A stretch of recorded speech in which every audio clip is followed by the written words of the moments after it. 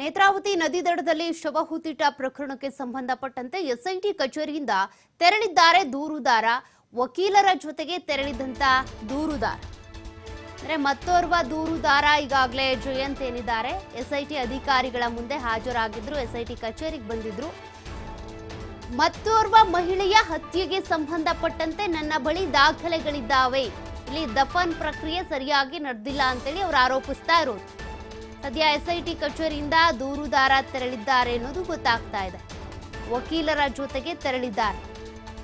ದಾಖಲೆಗಳ ಸಮೇತ ಬೆಳ್ತಂಗಡಿಯಲ್ಲಿ ಇರುವಂತಹ ಎಸ್ಐಟಿ ಕಚೇರಿಗೆ ಆಗಮಿಸಿದ್ದು ಈ ದೂರುದಾರ.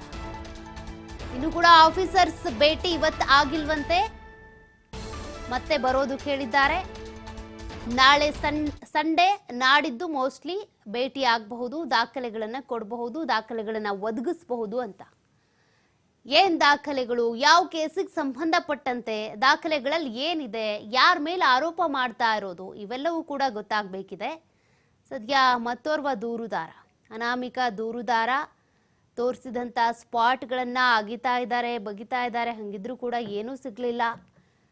ಪಾಯಿಂಟ್ ನಂಬರ್ 6 ಅಲ್ಲಿ ಸಿಕ್ಕಿರುವಂಥದ್ದು ಕೂಡ ಮೂಳೆಗಳು, ಆ ಒಂದು ಮೂಳೆಗಳು ಈ ಕೇಸಿಗೆ ಪೂರಕವಾಗುತ್ತಾ, ಅದು ಇನ್ನೂ ಗೊತ್ತಾಗಬೇಕಾಗಿದೆ.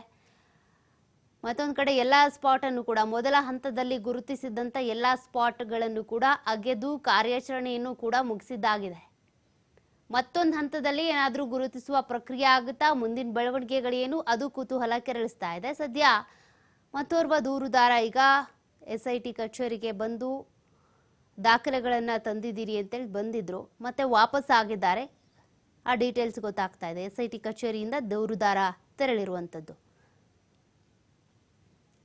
ಮತ್ತೊಂದು ಕಡೆ ಇವತ್ತು ನಿನ್ನೆಯಿಂದ ನಡೀತಾ ಇದ್ದಂಥ ಕಾರ್ಯಾಚರಣೆ, ಮಳೆಯ ನಡುವೆನೇ ನಡೀತಾ ಇದ್ದಂಥ ಕಾರ್ಯಾಚರಣೆ, ಅದು ಕೂಡ ಮುಕ್ತಾಯ ಆಗಿದೆ ಅನ್ನೋದು ಕೂಡ ಗೊತ್ತಾಗ್ತಾ ಇದೆ.